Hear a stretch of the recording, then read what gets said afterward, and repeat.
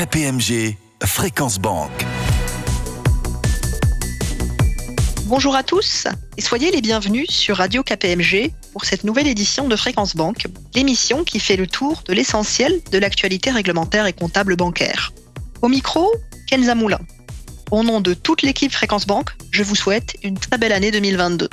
Avec nous, aujourd'hui, jeudi 27 janvier, Arnaud Bourdeil, associé responsable du secteur banque de KPMG France, et Éric Cloutier, associé du BCE Office de KPMG à Francfort. Bonjour à tous les deux. Bonjour Kenza, bonjour à tous et bonne année. Bonjour Kenza et bonjour à tous. 3 titres à la une de cette première émission de l'année. La fin de l'allègement des exigences de liquidité instaurées par la BCE dans le cadre de la pandémie.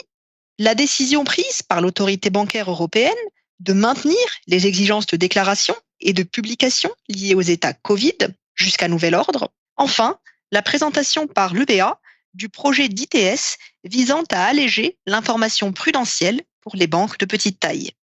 Après ce tour d'horizon de l'actualité réglementaire, j'aurai le plaisir d'interviewer Éric Cloutier, associé du BCE Office de KPMG à Francfort, qui travaille donc au plus près de la Banque centrale européenne sur les sujets de supervision bancaire.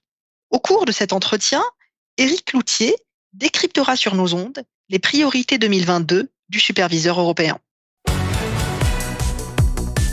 KPMG Fréquence Banque. Commençons, Arnaud, ce tour d'horizon de l'actualité réglementaire avec la décision prise le 17 décembre dernier par la BCE de ne pas prolonger au-delà du 31 décembre 2021 sa mesure d'allègement des exigences relatives au ratio de liquidité à court terme, à savoir le LCR. Oui Kenza, on se souvient qu'en mars 2020, la BCE avait encouragé les banques à utiliser leur coussin de liquidité pour soutenir l'économie. À cette époque, la Banque centrale s'était également engagée à autoriser les banques à exercer leur activité au moins jusque fin 2021 avec un ratio de liquidité à court terme inférieur à 100% pour leur laisser le temps de reconstituer leur coussin de liquidité. Elle estime que les banques disposent maintenant d'importants coussins de liquidité et ne voit donc plus la nécessité de prolonger au-delà de décembre 2021 la mesure d'allègement des exigences de liquidité. La fin de cette mesure marque donc le retour à une supervision normale des banques en matière de liquidité. Depuis le 1er janvier 2022, le niveau de ratio LCR des banques doit être de nouveau supérieur à 100%. Il peut être utile de rappeler à nos auditeurs comment est calculé ce ratio. Le ratio LCR correspond à la relation entre le coussin d'actifs liquides de haute qualité détenu par la banque et les sorties de trésorerie qu'elle est susceptible d'enregistrer pendant une crise de liquidité qui durerait 30 jours. En temps normal, les établissements doivent maintenir un ratio de liquidité à court terme supérieur à 100%, de manière à pouvoir utiliser ce coussin en période de tension sur la liquidité. Cela signifie que les actifs très liquides d'une banque doivent au moins couvrir ses besoins de liquidité dans l'hypothèse d'une crise de liquidité qui durerait 30 jours. Et à quel niveau ce ratio se situe-t-il actuellement ? Actuellement, ce ratio de liquidité à court terme moyen s'élève à 170% environ pour les banques directement supervisées par la BCE contre 140% environ avant la pandémie. La fin de la mesure d'allègement ne devrait donc pas leur poser de problème. Restons dans l'actualité réglementaire européenne. Le 17 janvier, l'EBA a confirmé qu'elle maintenait ses exigences de déclaration et de publication des états Covid et répondait ainsi aux interrogations de plusieurs établissements qui souhaitaient savoir si ces reportings mis en place en juin 2020 dans le cadre de la pandémie pour une durée initiale de 18 mois allaient perdurer au-delà de décembre 2021. Il faut bien comprendre que cette décision s'inscrit dans un contexte encore incertain quant à l'évolution de la crise sanitaire et conduit le BA à maintenir jusqu'à nouvel ordre sa surveillance des expositions et de la qualité des prêts bénéficiant de ce soutien public. Le BA justifie sa décision par les effets de la pandémie sur la qualité des expositions qui peuvent différer d'un pays à l'autre. Néanmoins, elle laisse de la souplesse aux autorités compétentes dans chaque pays pour réduire, voire supprimer certaines exigences spécifiques en matière de déclaration et de publication. Enfin, l'autorité précise qu'elle continuera de suivre l'évolution de la situation et qu'elle réévaluera chaque année l'application des orientations sur la déclaration et la publication des expositions faisant l'objet de mesures appliquées en réponse à la crise du Covid. Poursuivons avec une autre actualité qui nous vient toujours de l'EBA, la publication, le 20 décembre dernier, du projet final d'ITS sur les reportings prudentiels COREP. Cet ITS va dans le sens d'un allègement de certains reportings et plus précisément ceux portant sur les indicateurs additionnels de liquidité, les états sur les actifs grévés et les états GSIB, à savoir ceux liés aux institutions d'importance systémique. Cette norme technique, qui entrera en vigueur au 31 décembre 2022, introduit une plus grande proportionnalité dans les exigences de déclaration prudentielle et des reportings qui s'adaptent davantage à la taille et au profil de risque des établissements. Cet ITS vient répondre au constat qui ressortait de l'étude de l'EBA sur le coût de la conformité et que nous avions d'ailleurs présenté sur ces ondes il y a quelques mois et à laquelle KPMG avait participé.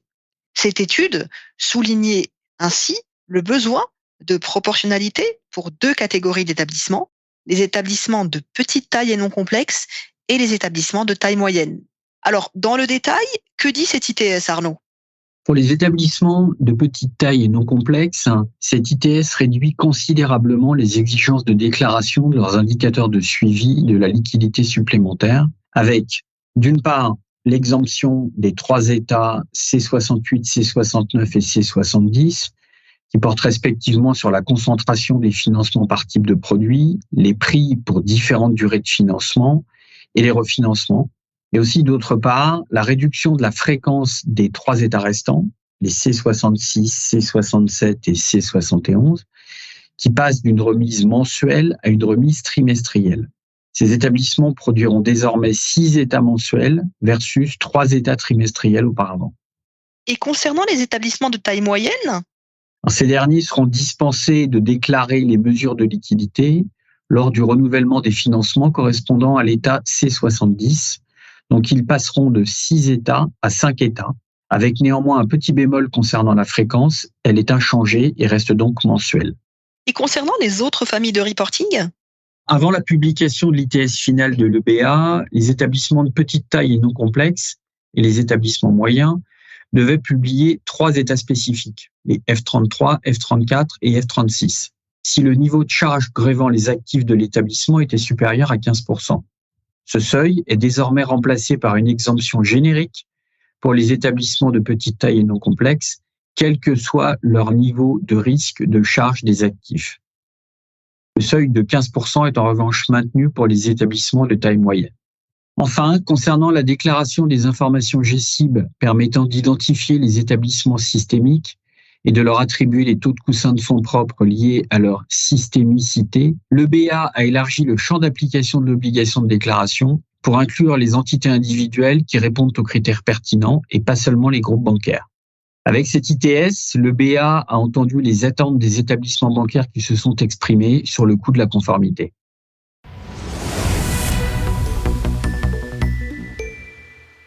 En 2020 et 2021, les établissements de crédit sont restés robustes, même si les risques pesant sur le secteur bancaire européen ont été et sont toujours largement dominés par les retombées de la pandémie de Covid-19.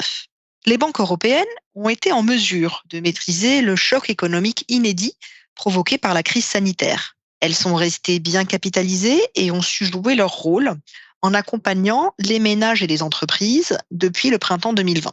Toutefois, bien qu'une multiplication des faillites et des prêts non performants ait pu être évitée grâce à des mesures de soutien exceptionnelles, la qualité des actifs des banques reste préoccupante, car le plein effet de la pandémie pourrait ne se manifester qu'à moyen terme, quand les aides publiques d'urgence auront été retirées. C'est dans ce contexte bien particulier que la Banque centrale européenne a publié le 7 décembre dernier ses 3 principales priorités pour la période 2022-2024. Ces 3 priorités visent à assurer que les banques soient solides après la pandémie, qu'elles saisissent l'occasion d'éliminer leurs faiblesses structurelles en mettant en œuvre des stratégies de numérisation efficaces et en renforçant leur gouvernance, et enfin, qu'elles prennent en compte les nouveaux risques dont, et sans surprise, ceux liés au climat et à l'environnement, ainsi que les risques informatiques et de cybersécurité. Pour nous éclairer sur ces priorités, J'ai le plaisir d'interviewer aujourd'hui Éric Cloutier, associé du BCE Office de KPMG à Francfort, qui travaille au plus près de la BCE sur ces différents sujets. Avant de nous parler plus en détail des priorités de supervision pour les 3 prochaines années et de nous exposer les actions que la BCE envisage pour y parvenir, pouvez-vous nous dire comment la BCE a défini ces 3 principales priorités qu'elle définit et qu'elle qualifie elle-même d'importance égale? Oui, bien sûr. Les priorités de la BCE sont élaborées à partir des principaux risques et vulnérabilités auxquels les établissements supervisés sont confrontés dans l'environnement économique, réglementaire et prudentiel actuel. Ainsi, pour mettre en place les priorités à l'horizon 2022-2024, la BCE a mené, en coopération avec les autorités compétentes nationales, une évaluation et une étude complète de ces indicateurs. Le processus de détection des risques et d'établissement des priorités est un instrument clé pour définir la stratégie de la supervision bancaire de la BCE sur les 3 prochaines années. Ce processus participe à l'effort global du mécanisme de surveillance unique visant à hiérarchiser et coordonner les activités prudentielles à moyen terme. Les priorités prudentielles fournissent des orientations aux équipes de supervision, soit les GSTs, de manière à promouvoir l'efficacité et la cohérence de la planification prudentielle pour les établissements sous la supervision de la BCE. Et je rappelle que même si les vulnérabilités peuvent varier d'une banque à l'autre, les priorités de la supervision de la BCE contribuent de façon importante au SREP. Ces éléments de contexte sont effectivement importants à rappeler. Merci Éric. La première priorité de la BCE consiste à assurer la solidité des banques lors de la sortie de crise. Concrètement, comment la BCE compte-t-elle y parvenir? Je rappelle que l'objectif principal de cette priorité est de réduire les effets de la pandémie et d'assurer la capacité de résistance du secteur bancaire.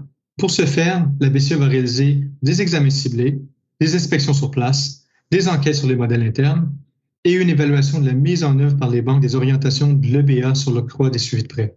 Le sujet de risque de crédit fut l'une des priorités principales de la BCE ces 2 dernières années, avec les attentes sur la gestion de ces risques en situation de pandémie qui a été exprimée très clairement par plusieurs lettres aux dirigeants des banques, ainsi que par un grand nombre d'inspections. Les attentes de la BCE sont maintenant très claires et les banques vont devoir exécuter cette année les plans d'action correctifs établis en 2021. En d'autres termes, les problèmes sont maintenant connus et le focus en 2022 portera sur la rémédiation. Un autre risque important pour la BCE est l'exposition des banques à des secteurs dits vulnérables, car certains secteurs, dont l'immobilier commercial, ont été touchés plus durement que d'autres par la pandémie. En effet, les expositions des banques sur ces secteurs vont donc faire l'objet d'un suivi et d'une gestion adaptée, et la BCE va renforcer ses contrôles en menant à la fois des examens et des inspections sur place ciblées pour évaluer la gestion des expositions à l'immobilier commercial et surtout l'évaluation des pratiques des banques en matière de valorisation des garanties. Ces inspections ont déjà commencé en 2021, mais nous avons observé ces derniers mois que la BCE avait élargi le périmètre des banques ainsi que les portefeuilles à inspection. Il faudra donc continuer de regarder ce sujet de près en 2022. Un autre point important à mentionner dans le cadre de cette première priorité est l'exposition au financement à effet de levier, qui est jugée comme une faiblesse. En effet, la recherche de rendement a contribué à une nouvelle accumulation des risques sur les marchés des prêts à effet de levier. Et la BCE va donc intensifier ses efforts pour veiller à ce que les banques gèrent ces risques de façon adéquate. Enfin, le dernier point d'attention de la BCE dans le cadre de cette première priorité est la sensibilité aux écarts des taux d'intérêt et de crédit. Bien qu'il soit difficile d'anticiper les événements susceptibles de déclencher une éventuelle réévaluation sur les marchés, il reste primordial pour les autorités de surveillance que les établissements soient bien préparés à des chocs potentiels à moyen terme sur les écarts de taux d'intérêt et de crédit. La BCE s'attend à ce que les banques disposent de cadres solides de gestion des risques et prennent des mesures correctives rapides lorsque des insuffisances sont détectées. La deuxième priorité de la BCE est de veiller à ce que les banques éliminent leurs faiblesses structurelles. Et le superviseur vise ici les stratégies de transformation numérique et les organes de gouvernance. Oui, Kenza. L'objectif principal de cette priorité consiste à augmenter la capacité de résistance et la viabilité des modèles économiques des banques. Nous parlons ici de sujets antérieurs à la crise sanitaire qui ont été mis en second plan ces 2 dernières années. La BCE fait le constat que la crise du COVID a modifié les modes de consommation des clients, ce qui amène à un besoin de déploiement accéléré des technologies numériques.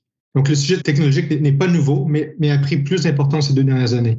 Selon la BCE, la question de technologie est à la fois une opportunité et une vulnérabilité pour les banques. D'un côté, la BCE considère que le processus de transformation numérique pourrait permettre aux banques de gagner en efficacité et de leur ouvrir de nouvelles possibilités d'accroître leurs revenus, mais elle craint aussi que les banques dites traditionnelles soient exposées à une forte compétition dans ce domaine face aux fintech et plateformes big tech. d'autant que le contexte de faible rentabilité des banques traditionnelles complique encore plus l'investissement dans l'innovation. C'est pourquoi la BCE va davantage challenger les stratégies de numérisation des banques pour s'assurer qu'elles disposent des outils appropriés pour les rendre viables à long terme, par exemple en matière de gouvernance, de ressources et de compétences. À cet égard, les GSC vont réaliser des inspections sur place ciblées et suivre spécifiquement les banques qui affichent des insuffisances importantes en la matière. Le deuxième angle d'attaque de la BCE porte sur les insuffisances des capacités de pilotage des organes de direction.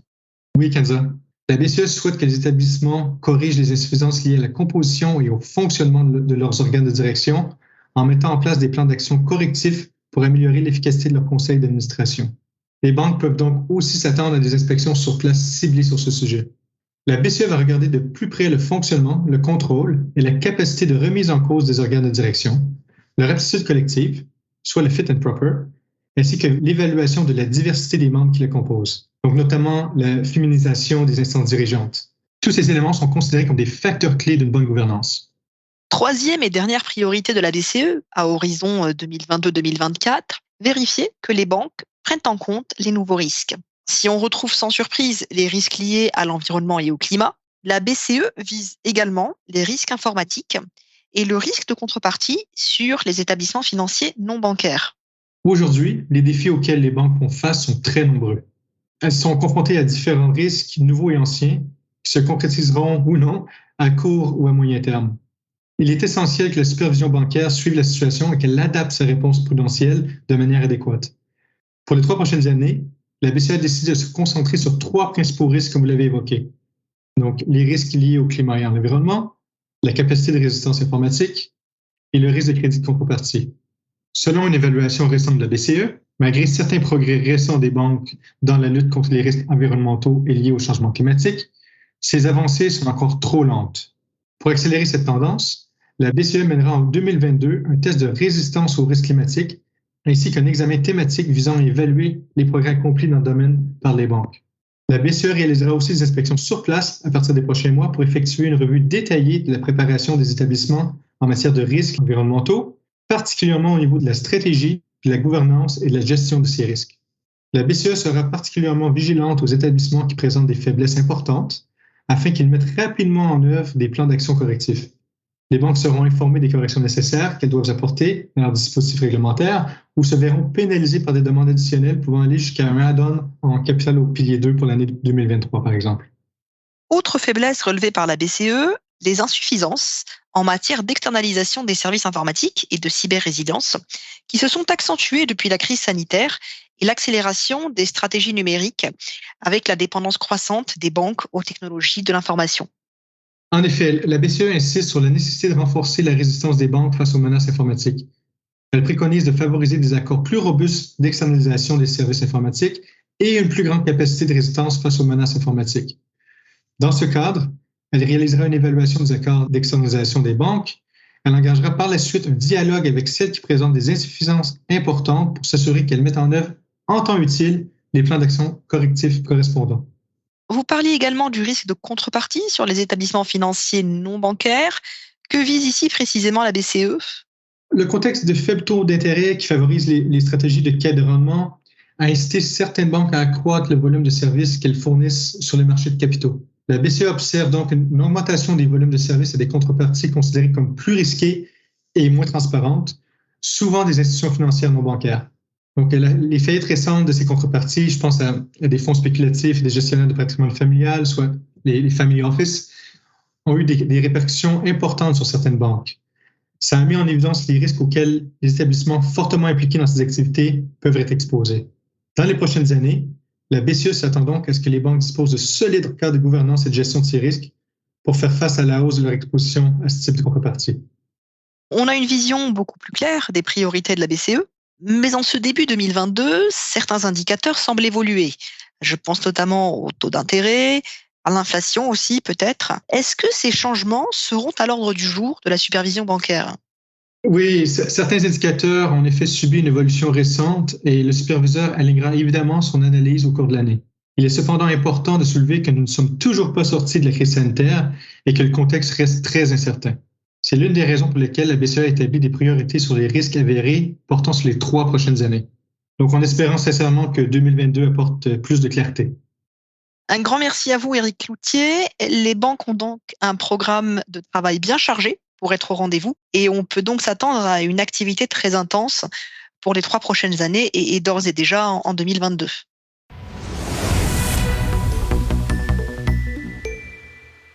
La clôture 2021 bat son plein. Dans cette perspective, vous pouvez écouter ou réécouter dans notre application ou sur kpmg.fr Fréquence Banque, diffusée le 9 décembre dernier. Cette édition présentait les principaux points d'attention de la clôture comptable 2021. Pour terminer cette émission, consultez également notre numéro mensuel ActuBank du mois de décembre. Cette publication, qui fait le tour de l'actualité réglementaire bancaire, est adressée à tous nos abonnés et est également disponible sur le site kpmg.fr. Nous vous donnons rendez-vous en mars pour une nouvelle édition de KPMG Fréquence Banque. Et d'ici là, n'hésitez pas à télécharger notre application Radio KPMG, disponible gratuitement sur Apple Store et Google Play. Cette émission est maintenant terminée. Un grand merci à tous et très bonne journée. KPMG Fréquence Banque.